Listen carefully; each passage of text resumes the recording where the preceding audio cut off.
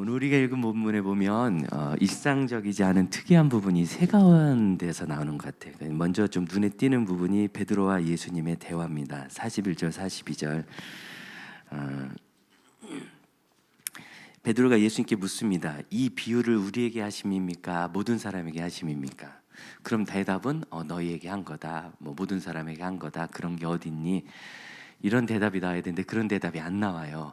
그래서 여러분, 성경은 우리가 대화법을 배우기에는 그렇게 좋은 책이 아니다. 대화의 원리는 배울 수 있는데 대화의 모델을 찾기가 쉽지 않아요. 왜 그러냐면 이게 성경은 전체 녹취록이 아니거든요. 아무러면 하나님께서 아담을 만들어 놓으시고 한 말씀도 안 하시다가 죄 지었더니 너 어디 있느냐 이거부터 하셨을까? 그럴 일은 없지요. 그러니까 성경이 모든 대화의 전체를 보여주는 건 아니고 그 안에 우리가 좋은 대화를 할 수 있는 원리는 많이 나와 있습니다. 특히 잠언과 시편에 많이 나와 있으니까 그 읽으시면서 변화가 있으면 되고요. 그래서 이렇게 진짜로 대답을 하면은 요즘 젊은 애들 말로 이런 거 이제 전문 용어로 하는데 전문 용어로 참 밥맛 없는 대화가 될 수 있어요. 아니 그렇게 물어보면 그 얘기를 먼저 해줘야지. 얼마나 궁금하니까 베드로가 물어봐요. 근데 예수님은 42절 맨 마지막 보니까 양식을 나누어 줄 자가 누구냐 이렇게 물으세요. 그래서 베드로의 질문에 있어서 우리 사람에게 본질적으로 있는, 특히 믿음의 사람들에게 본질적으로 있는 하나의 어떤 궁금증일 수도 있고 갈증일 수도 있고 시험 요소일 수도 있는데, 이게 나 들으라고 하신 말씀인가? 왜 굳이 나한테 하시나? 이런 생각이 드는 거죠. 오늘 11시 40분 청소년 예배와 2시 젊은이 예배 좀 특별한 형제, 20살짜리 형제 하나가 와서 간증을 합니다. 형제가 일찍부터 선교를 너무 사랑해서 초등학교 가기도 전에 목에다 명찰 매가지고 중국에 갔어요. 가서 거기 탈북자들과 같이 살면서 이렇게 초등학교도 가기 전에 좀 특별하죠. 근데 하나님께서 그걸 받으셨는지 우리 장로교단 교수님들이 제일 많이 유학한 학교가 전통적으로 미국의 웨스트민스터 신학교와 칼빈 신학교인데, 칼빈 학교에서 신학교지만 종합대학입니다. 칼빈 대학에서 4년 전액 장학금을 제의해서 그리 대학을 갑니다. 이것도 특별합니다. 보통 그렇게는 안 주거든요. 예. 그 아버지가 그 유명한 신금영 목사입니다, 부산에. 우리 교회 한번 오셨었죠? 예, 참 좋은 목사님이고 선교사셨고. 그런데 이 친구가 가난한 목회자들이 대학 붙었으면은 한 달이라도 좀 아르바이트를 해서 돈을 좀 모아야 될 텐데, 뜬금없이 루마니아로 가서 우크라이나 난민 캠프에서 사역을 시작합니다. 그래서 봉사를 할 만큼 하고 또 제상국을 들려서 거기서 사역도 하고, 이제 다음 주에 공부를 하러 들어가요. 그래서 가기 전에 형들 앞에 와서 간증을 좀 하면 어떻겠니 그랬더니 맡겨주시면 하겠다고. 그래서 오늘 젊은이들 오길래 아무리 봐도 이 친구가 고등학교 다닐 때 기독교 학교 다녔는데 아주 인기가 있었거든요. 청소년들한테 해주면 어떠냐. 우리 청소년부 김수현 목사님이 수련회 때 강사를 못 모셔서 아쉬웠던 모양이에요. 오늘 수련회 연장이라고 너무 좋다고. 그래서 거기 갑니다. 그 친구가 그 전교생 500명 중에 제일 인기가 있었던 친구입니다. 뭐 아주 후배들이 정말 많이 따르고 그래요. 좀 특별한 일 아니겠어요? 그런데 굳이 왜 네가 우크라이나에 갔느냐?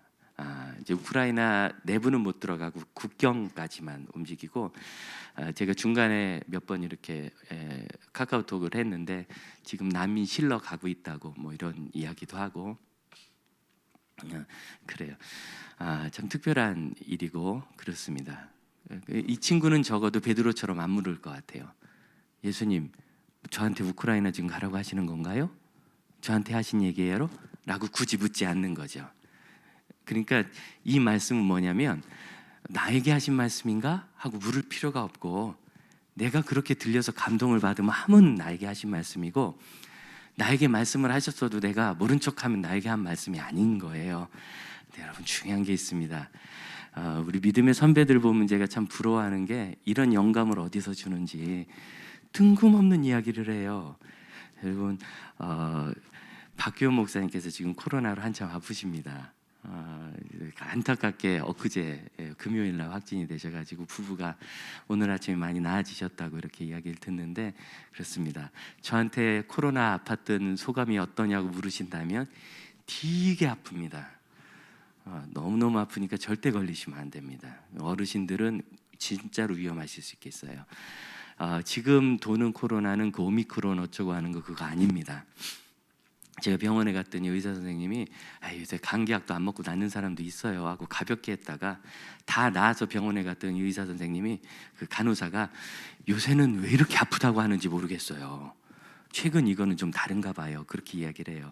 오늘 제가 마스크를 하는 이유 중에 하나는 우리가 좀 경각심을 갖기를 바라는 마음에, 사회가 경각심으로 너무 경직돼 있을 때는 목사들이 굳이 그럴 필요 없는 것 같아요. 근데 지금은 너무 이렇게 여유로우세요. 우리 그리스도인의 가치는 내가 감염되지 않기 때문에 마스크를 쓰는 게 아니라 혹시 내가 다른 사람에게 피해를 주지 않도록 조심하는 것입니다. 오늘 식당도 운영 못하긴 하지만 각별히 좀 주의하시기를 바라고, 절대로 걸리시면 안 돼요. 참 많이 아팠어요. 많이 아팠어요. 그런데 박기원 목사님께서 이렇게 대화를 하다 보면 뜬금없는 책 이야기를 하시기도 하고, 무슨 책이 있었는데 참 좋았다, 또는 뭐 이런 경우는 이렇더라, 이런 말씀을 하시면 제가 96년도에 박기원 목사님 만난 이후로 26년인데 지금 참 그 뜬금없는 말씀만큼은 저에게 너무나 큰 교훈이 되는 그런 말씀이었어요. 근데 신금영 목사님도 가끔 그런 일을 하시는데, 한 번은 식사 자리였나 전혀 맥락이 없는 얘기인데 갑자기 그러세요. 성도들이 설교를 듣다가 뭐야, 이 목사님 나들으라고 하는 얘긴가? 할 때가 있다는 거예요. 나들으라고 하는 얘긴가? 아니 나한테 얘기할 것만 하지 설교를 빌려가지고 옆구리 찌르듯이 저렇게 얘기하시나? 라는 생각이 들 때, 그때가 하나님이 은혜를 주시는 기회고 우리가 성숙할 수 있는 결정적인 기회라는 거죠.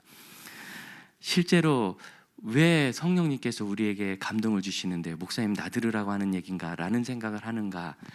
그럼 참 죄송하게도 우리 목회자들이 오랫동안 목회를 하면서 성도들과 갈등이 있거나 뭔 얘기를 해야 되는데 차마 말을 못하겠으면 설교 시간에 넌지시 한 경우가, 또는 대놓고 한 경우가 있는 것 같아요. 제 경험으로. 왜 그런 문제가 있었을까? 목사들이 우리나라 사회가 그렇게 발전되기 전에 신학들을 하고 공부를 했잖아요. 대화법과 사람의 심리에 대해서 그동안 잘 못 배웠어요. 그러다 보니까 말은 해야 되겠는데 뭐 자기 마이크 진 건 그때니까 막 한 거죠. 그런데 그가 참 어리석은 일입니다. 그거 듣고 누가 감동받아서 그 말에 순종하겠어요? 목사님이 육으로 하는 얘기 같죠, 그거는. 그래서 실제로는 눈꽃만큼도 도움이 안 되고 오히려 관계만 더 나빠지고 그분의 경건에 굉장히 폐해가 됩니다. 이거를 최근에 저희 공부할 때는 이미 알았어요. 그래서 우리 목사님들, 선배님들이 저희를 어떻게 가르치셨느냐면, 나는 못 배워서 그랬지만 여러분은 그렇게 하시면 안 된다고. 성도들과 관계가 나빠지고 성도들이 하나님 만나고 설교 듣는데 방해가 많이 되니까 절대로 그런 얘기하면 안 된다고. 오히려 요즘은 어떠냐면, 설교를 딱 준비하다가 이 말씀의 적용은 이거구나 하고서 이제 묵상하고 저도 적용하고 울고, 그리고 이제 기록하다가 갑자기 어느 집사님이 생각이 나요. 이 경우가 맞는 거예요. 그게 생각나면 설교 못합니다. 그럼 그거 뺍니다. 아무리 은혜를 받아서도 혹시나 오해받을까 해서 뺍니다. 왜냐하면 만일 그분이 오해를 해서 목사님이 저거 나들으라고 한 얘기다 하면 그 다음부터 설교가 하나님 말씀을 안 들리잖아요. 저희가 하나님의 말씀을 있는 그대로 전하는 투명한 막대기가 되려고 애를 쓰는데 폐가 되니까, 그래서 그런 생각을 아예 안 나면은 해요. 못하고 할 수 있는데 생각이 조금이라도 들었다 그럼 안 합니다. 제일 난감할 때는 정작 설교를 시작했는데 하다가 그게 생각나는 거예요. 아무개 집사님이 이러면 중간에 그만둘 수도 없고 참 곤란해요. 요새는 목회자들이 그렇게 하지 않습니다. 도움도 안 되고 그렇죠. 그러니 여러분 절대로 그런 마음 갖지 마시고, 혹시 나들으라는 얘긴가 라는 마음이 내 안에 있다면 내가 뭔가 연관이 된다는 뜻이잖아요. 그럼 그게 사실이든 아니든, 내게 해당이 되든 아니면 반대가 되든, 어쨌든 나는 아닌 얘기든 내 마음에 그런 짐이 온다면 그건 하나님께서, 성령님께서 우리 마음을 굉장히 열어주시는 케이스예요. 그리고 여러분 그때 쓸데없는 부담 갖지 마시고. 이거 나들으란 얘기예요, 주님? 지금 베드로가 얘기가 그거잖아요. 누구한테 하시는 얘기예요? 가만 들어보니까 청중들에게 하시는 줄 알았더니 이게 은근히 보니까 사역 맡은 사람들 얘기거든요. 우리한테 하는 얘기예요? 그 얘기를 한 거예요. 근데 그게 중요한 게 아니에요. 이 이야기를 성령님께서 내 마음에 조금이라도 열어주시고 감동 주신다면 나를 쳐서 복종시키고, 아멘입니까? 하나님 말씀과 감동 안에 나를 쳐서 복종시키고, 그 부분에서 하나님이 저에게 주시는 터치, 이게 만지심이고, 하나님을 만난다는 게 뭔지 궁금해하는 분들 많은데 그게 하나님을 만나는 결정적인 통로입니다. 내가 뭔가 여기 연관이 되는구나? 이거 난 마음이 왠지 거슬릴 수도 있고, 기쁨일 수도 있고, 불편함일 수도 있고, 소망일 수도 있는데, 드는 특별한 그 감정을 붙잡고 씨름하면서 나를 굴복시켜 나가면 하나님께서 거기에서 우리의 생에 큰 변화를 이루십니다. 이게 바로 예수님을 인격적으로 만난다, 하나님을 만났다, 바로 그 이야기입니다. 지난주에 우리 주일학교 아이 하나가, 부모님은 다른 교회 다니시나 봐요. 이렇게 해서 이제 가깝고 우리가 주일학교 사역 열심히 하니까 이렇게 아이들을 맡겨놓으신 분들이 좀 계신데, 거기다가 아이가 이번 성경학교 기간에 꼭 예수님을 만나게 해주세요 하고 빼뚤빼뚤한 그림으로, 글씨로, 그리고 지가 생각하는 예수님 약간 도깨비처럼 이렇게 그려놨어요. 제 한 마음의 은혜를 받았어요. 그럼 아이가 예수님을 만나는 게 뭐죠? 저거 내 얘긴데, 나는 저렇게 안 했는데, 저런 것도 있구나. 뭔가 마음에 감동이 될 때, 그때 예수님 저도 그렇게 하고 싶어요. 예수님 죄송했어요. 예수님 제가 더 잘하고 싶어요. 예수님 이게 제가 할 일이면 제가 할게요. 할 때 우리가 예수님을 만나는 거예요. 이 인격적인 만남입니다. 폭력적인 만남도 있어요. 인격적인에 반대적인 거 되는 개념이죠. 여러분, 자녀들을 양육하실 때, 형제간에 또는 부모님을 만날 때 폭력적으로 만날 때 있잖아요. 말을 안 들어먹으니까 마지막에 두드려 패가지고 가둬버리고. 옛날에 우리 어른들은 진짜 심각했어요. 전 시골 살았으니까 20살짜리 동네 누님 머리를 빡빡 밀어버린 아버지도 있었어요. 가둬놓느라고. 여러분, 이게 폭력적인 만남이죠. 억지로. 가끔 그런 기도하는 분들 계세요. 우리 아들이 정신 못 차리는데 하나님 두들겨 패서라도 정신 차리게 해주세요. 제가 오늘 마이크를 잡으니까 갑자기 수련회의 감성이 임하고 있어요. 청년 집회가 되는 것 같아요.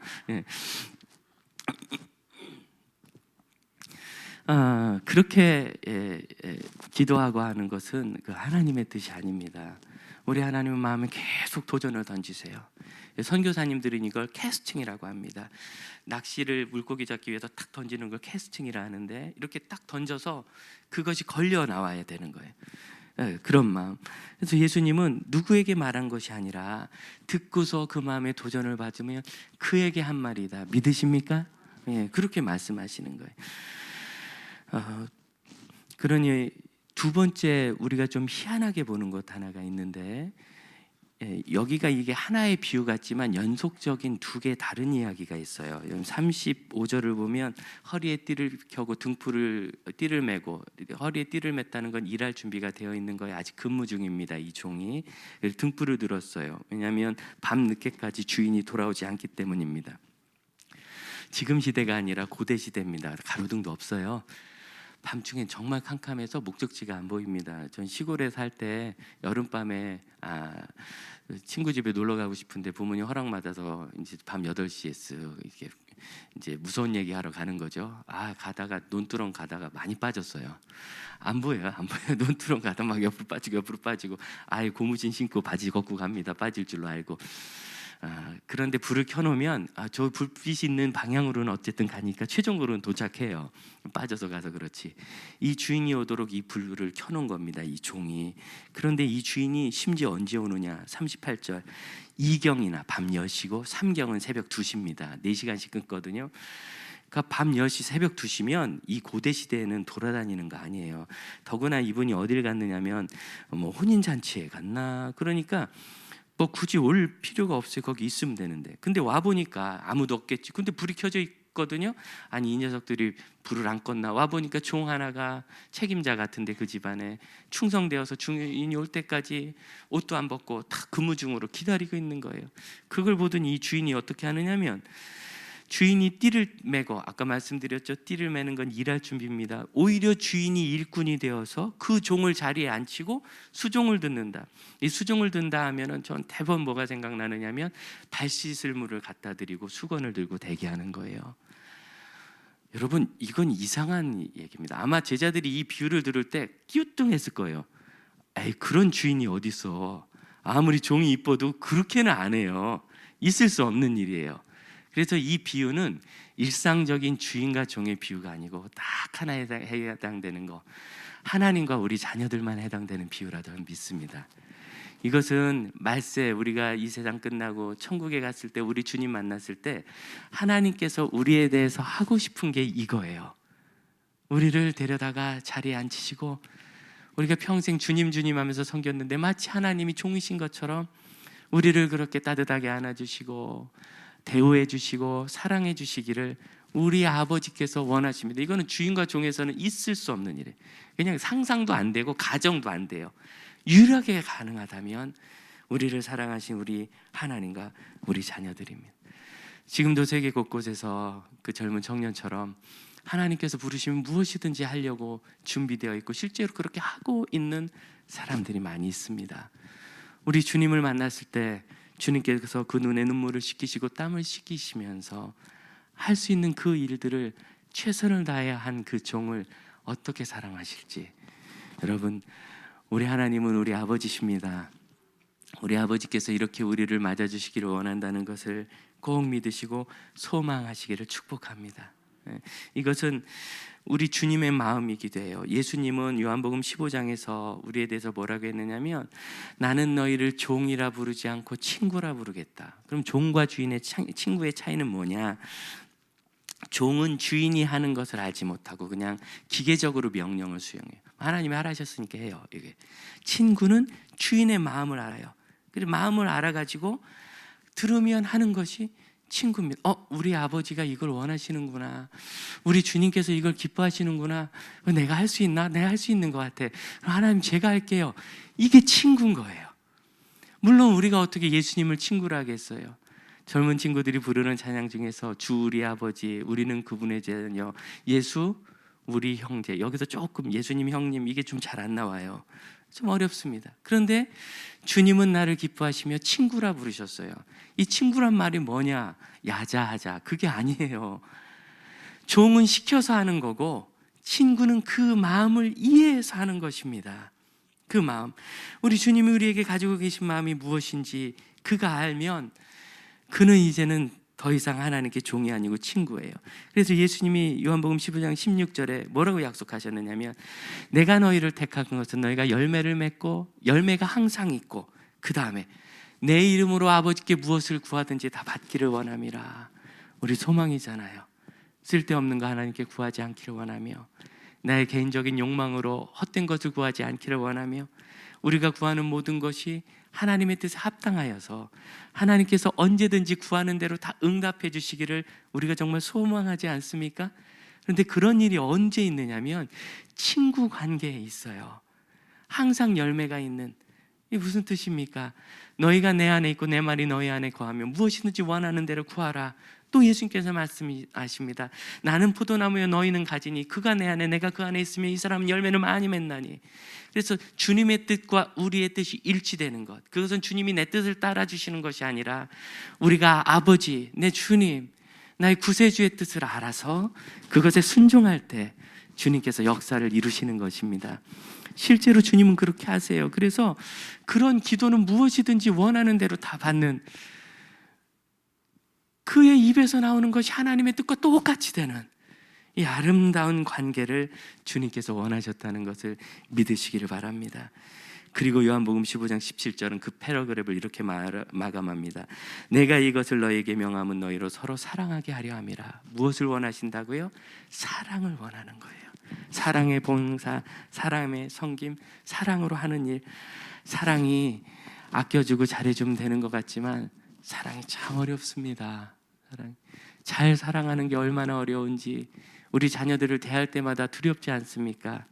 혹시나 게으르고 나태하고 방만하게 할까 두렵고, 때때로는 너무 빡빡하게 굴어가지고 부모님과 좋은 관계를 못 가졌을까 봐 두렵고, 사랑은 사랑할수록 조심스럽고, 사랑할수록 무엇이든지 쉽게 행동하거나 말하기 어려운 것이 사랑입니다.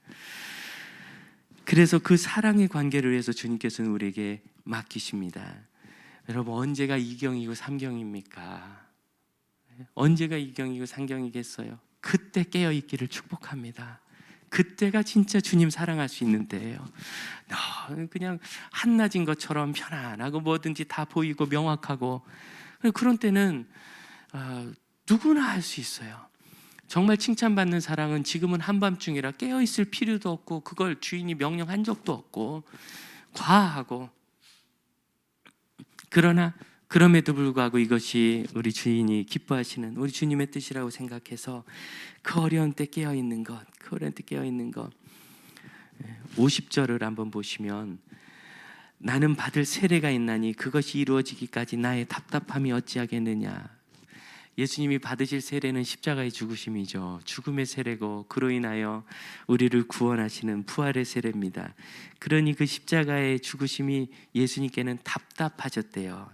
이 답답하다는 말은 이렇게 꽉 붙잡혀 있다는 뜻이에요. 누가 이렇게 나를 꼭 껴안으면 답답하지 않아요? 붙잡았다는. 예수님은 붙잡혀 있어요. 그래서 주님이 그 일만 생각하면 힘든 거예요. 왜 우리가 저거 놔들으라고 하는 말씀인가? 저거 놔들으라고 하는 말씀이신가? 왜 우리가 이 생각을 하느냐면, 그 생각만 하면 막 마음이 답답하기 때문에. 그게 특별히 돈이 많이 들거나 기술적으로 어렵거나 내 능력 밖에 있기 때문은 대개 아니에요. 우린 그런 거는 부담 없어요. 아니, 어느 선교사님이 무슨 프로젝트를 얘기하면서 10억이 필요하다는데 하나도 부담이 안 되더라고요. 그분이 10만 원 필요하다 그러면 내 부담됐을 거예요. 당장 내 거 꺼내줘야 되지. 10만 원 줄 수 있잖아요. 10억은 좀 본 적도 없는 돈이라 전혀 부담이 안 돼요. 뭐가 우리에게 부담스럽지요? 그 나에게 있는 게 맞아요. 내 문제가 맞기도 하고, 맘만 먹으면 이 죄를 끊거나 이 문제에서 벗어날 수도 있어요.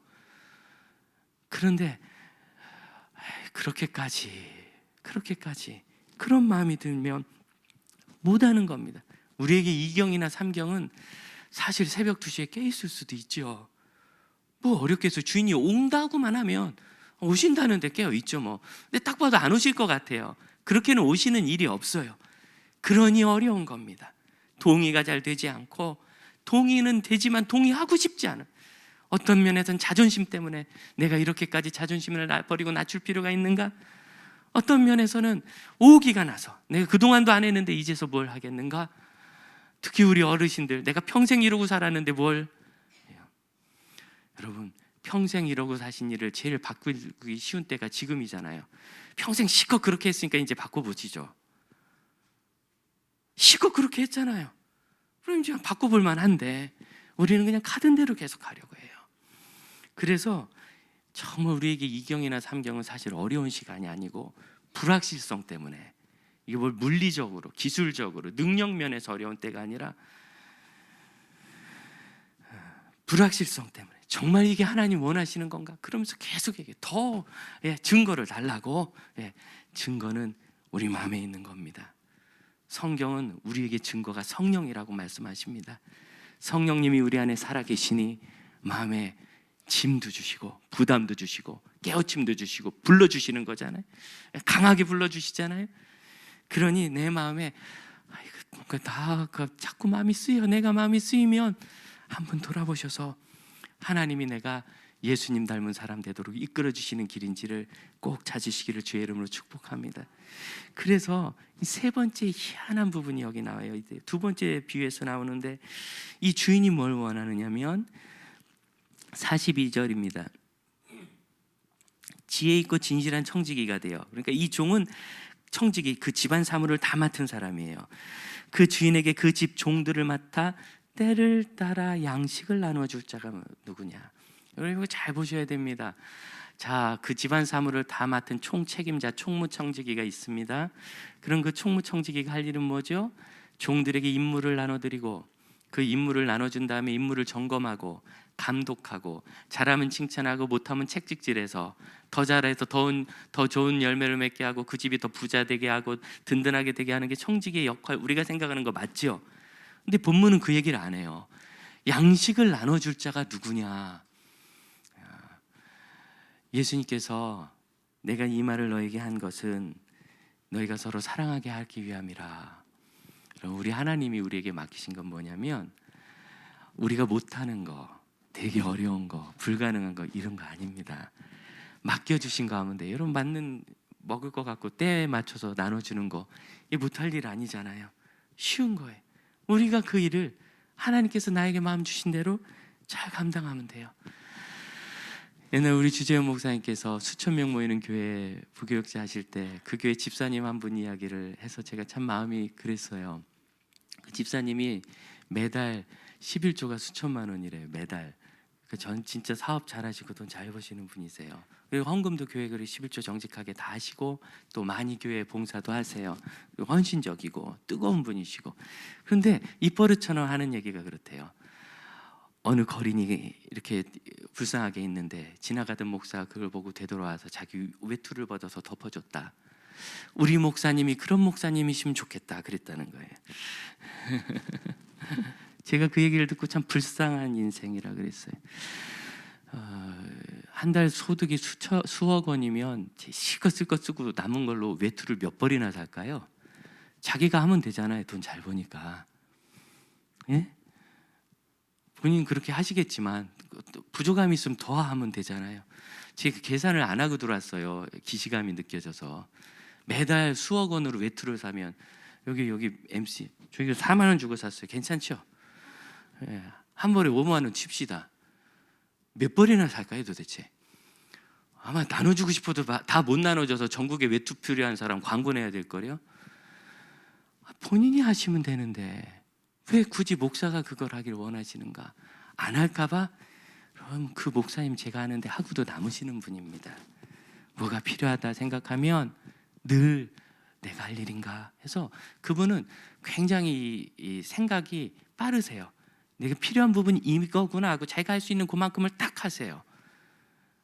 그런 생각 굳이 할 필요 없어요. 이게 지금 그런 거예요. 주님 이 얘기를 우리 목사님 들으셔야 되는 거죠. 나에게 주신 감동을 왜 그리 하는 거예요? 저는 그분의 마음을 100% 이해합니다.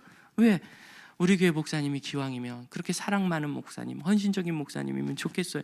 그럼 그 마음을 누가 이상하고 나쁘다고 하겠어요? 저도 동의합니다. 좀 걱정하실까 봐 말씀드리는데 우리 신학생들이요, 대학 때부터 특히 목회에 헌신한 20살 때 헌신한 분들 대부분 학교 다니면서 철저하게 나누는 것을 주님께 훈련받습니다. 저도 한 학기 등록금 105만 원 내면서 어느 해인가 60만 원 장학금을 받았는데 그 다음에 또 40만 원을 받았어요. 5만 원 부족하잖아요. 근데 내가 2개를 받아서 다 가지면 되겠는가? 이 40만 원은 큰 건 내가 갖고 작은 거 다른 어려운 친구에게 양보해서 주었어요. 돈이 남아서가 아니라 저도 부족했지만 할 수 있는 대로 남고, 그래서 목사들이 만나면 그런 가난한 시기를 함께 보낸 기억이 있기 때문에 어쩌면 제 주위에는 가난한 신학생만 있는지 하는 거예요. 한 번은 한 6, 7년 됐나 노예에 갔는데 이 노예원 중에 한 분이 사람들을 자꾸 어디로 데리고 가요. 어디로 데려가나? 제 차례가 왔어요. 저도 데려가시더라고 오후에. 그러니까 차 뒷문을 열었는데 거기 옷이 쫙 있고 목사님 이 중에 하나 싸게 줄 테니까 골라보세요. 이분이 이제 옷을 파는 거예요 거기 와서. 근데 그때만 해도 지금은 여러분이 목사 생활비를 충분히 넘치게 주십니다면 많이 부족할 때였어요. 근데 그분이 그렇게까지 하는 게 너무 안타까워서 제가 2벌 산다 그랬다 얼마나 후회했는지. 너무 비싼 거예요 제 기준으로는. 한 벌만 산다 그럴 걸. 근데 오죽하면 이분이 그러냐 여기까지 와서. 그래서 2개를 사서 하나 누구 주고, 하나는 제가 갖고 있는데 그것과 비슷한 옷이 제가 있어요. 한 10여 년 전에 선교지 가느라고 산 게 겨울 옷인데, 근데 이 겨울 옷을 5월에 판 거예요. 4월에 저한테. 그래가지고 내내 넣어놨다가 잠깐 한번 입어봤나. 근데 옷은 너무 따뜻하고 좋은데 굳이 제게 필요하지 않아서 토로 넣어놓고 있었어요. 누구 필요한 사람 나오겠지. 인도에서 신학생 하나가 왔는데 오너라 그래도 학교 후배니까 밥 사 먹이고 용돈 주고 보니까 옷이 얇아서 너 참 잘됐다고 입혀보니까 딱 맞아요 그 친구. 그래서 제가 주워 보냈어요. 잘했죠. 제가 자랑하려고 드리는 게 아니라 이 말씀 드리고 싶은 거예요. 그런 마음을 가진 여러분, 목사들은 알아서 합니다. 걱정 붙들어 매세요. 당신이나 잘 챙기세요. 당신이나. 그가 만일 안 하면 그가 하나님 앞에 정직한 청지기가 되지 못하니 주님께 큰 벌을 받을 겁니다. 그러니 벌 받을까 봐 걱정하시면 돼요.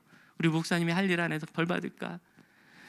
왜 성도들이 귀한 하나님이 주시는 은혜의 기회를 그래 쓸데없이 똥볼이나 차고 있는 거예요. 오늘 수련의 용어가 너무 많이 나와서 죄송합니다.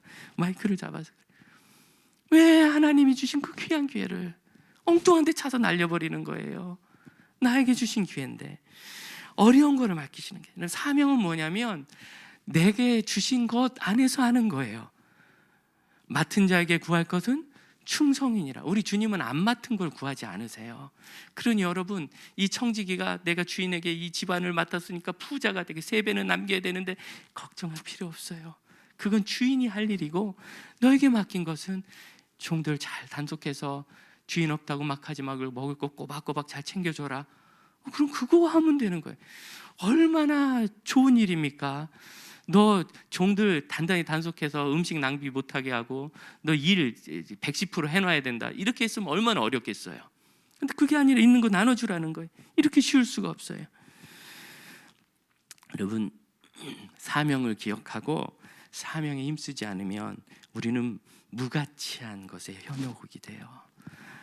정말 우리 아버지의 마음에 자녀들을 평안하고 행복하게 해주고 싶으신데 거기에 해당되지 않는 것, 여러분 모두는 하나님의 특별한 계획이 있다는 증거를 제가 드린다면 하나님이 세상을 만드실 때 흙을 주물러서 다 만들어 끝내지 않고 그 중에 하나는 특별한 것, 하나님께서 생기를 불어넣으셨어요. 그러니까 이건 하나님으로부터 나왔다는 뜻이에요.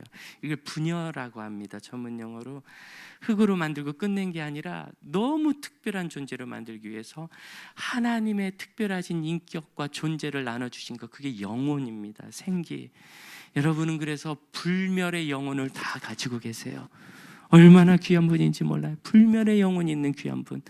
그러니 여러분 그 귀한 존재로 사시기를 축복합니다. 그 존재의 아름다움을 발휘하시고 그 존재의 아름다움을 나누시고 그 존재의 아름다움을 이루셔서 말이나 생각이나 행동 하나까지도 여러분 하나님 자녀답지 못한 것들은 다 줘버리서요. 뭐 하나 줘버린다 그러죠. 그걸 우리가 굳이 가져갈 필요가 없어요. 이렇게 아름다우신데 돕는다는 게 사실 어렵더라고요. 예, 그 가서 외투 벗어주는 건 너무 쉬워요. 벗어주면 되니까.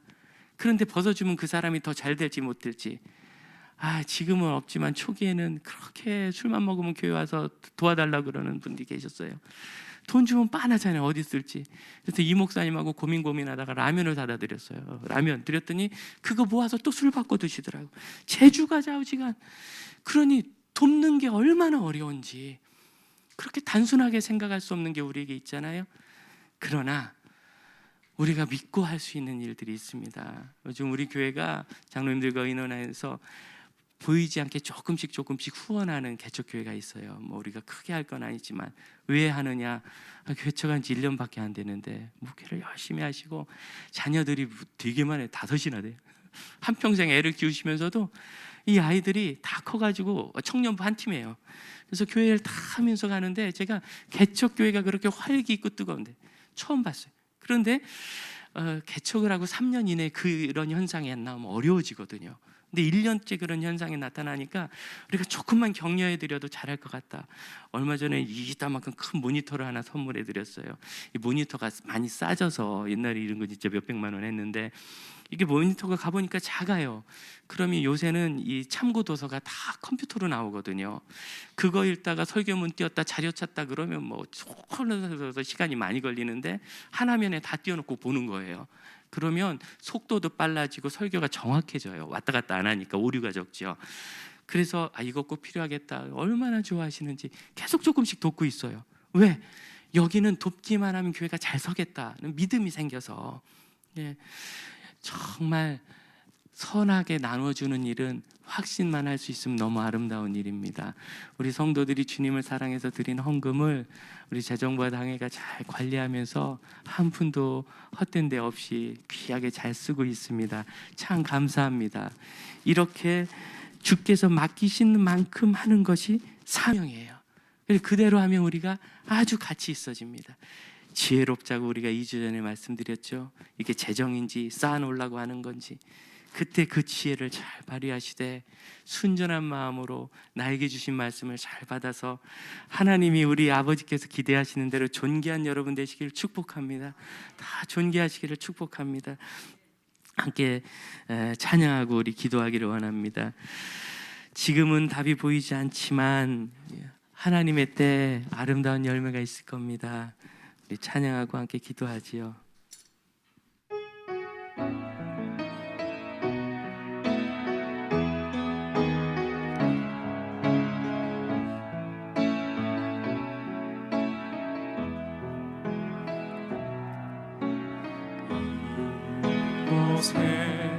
생명샘 솟아나 눈물 골짝 지나갈 때에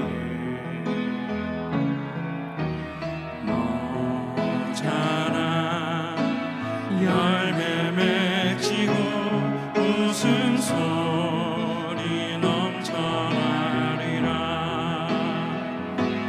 꽃들도 구름도 바람도 넓은 바다도 찬양하라 찬양하라 예수를. 하늘을 울리며 노래해 나의 영혼아. 은혜의 주 은혜의 주 은혜의 주. 기도합시다. 주님께서 맡기신 일을 잘하기를 원합니다. 두 번째로 하나님의 자녀답게 아름다운 영혼과 아름다운 존재로 성숙하도록 주께서 주시는 감동 관리, 하나님 주신 감동 관리를 잘해야 돼요. 잘하실 수 있기를 바랍니다. 그리고 우리 주님이 언제 오실지 모른다고 게으르지 말고 그때를 늘 소망하는 깨어있는 종들이 되게 하옵소서. 우리 합심하여 기도하겠습니다. 주님, 주님께서 저희를 그렇게 부르시니 감사합니다. 하나님께서 하시는 것을 언제든지 바라보며 하나님의 때가 이를 줄을 믿고 주님의 때를 소망하며 따라가는 믿음의 사람들 되게 하여 주옵소서. 하나님께서 하시는 아름다운 일, 그 소망의 일들을 이 시대에 따르며 아버지께서 주신 일들을 위하여 헌신하여 최선을 다해 주께 영광 올려드리는 믿음의 사람들이 다 되게 하옵소서. 주님 저희를 받으시기를 원합니다. 우리 자리에서 일어나 2절로 찬양합시다. 그날에 하늘이 열리고 그날에 하늘이 열리고 모든 이가 보게 되리라. 마침내 꽃들이 피고 영광의 주가 오시리라. 꽃들도 구름도 바람도 넓은 바다도 찬양하라 찬양하라 예수를. 하늘을 울리며 노래해 나의 영혼아. 은혜의 주 은혜의 주 은혜의 주.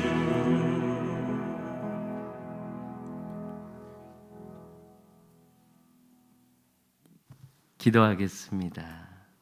주님, 저희가 주님을 얼마나 사랑하는지 주님이 아십니다. 그러나 그 사랑이 너무 귀하고 조심스러워 이것이 정말 내게 하시는 건지 저희는 종종 의심에 빠지며 두려움에 빠지며 확인하기를 원하나이다. 그러나 주님 안에서 행하는 모든 일들은 낭비되는 일이 없는 성령의 역사가 있다는 것을 믿고 주께서 주시는 선한 감동에 선한 반응으로 하나님 닮은 영혼의 완전한 존재를 성취하는 믿음의 형제자매들 되게 하옵소서. 우리 공동체가 우리 주님을 사랑하며 나누는 모든 섬김으로 주님 영광 받으시며 하나님 나라 이 땅에 이루어지고 믿음의 역사가 이루어지는 참된 비전을 이루어가게 하여 주옵소서. 착한 주의 아들 딸들 사랑하사 예수님의 마음을 깨달을 때마다 시키시니 하는 것이 아니라 기꺼운 마음으로 동참하는 좋은 주님의 친구다운 영혼이 되게 하여 주옵소서. 지금은 우리 주 예수 그리스도의 은혜와 하나님의 크신 사랑과 성령의 역사하심이 우리 주님 기뻐하시는 일이 내일이 되는 우리 주님의 자녀들, 예수님의 친구들에게 이제로부터 영원토록 함께 하실지어다. 아멘.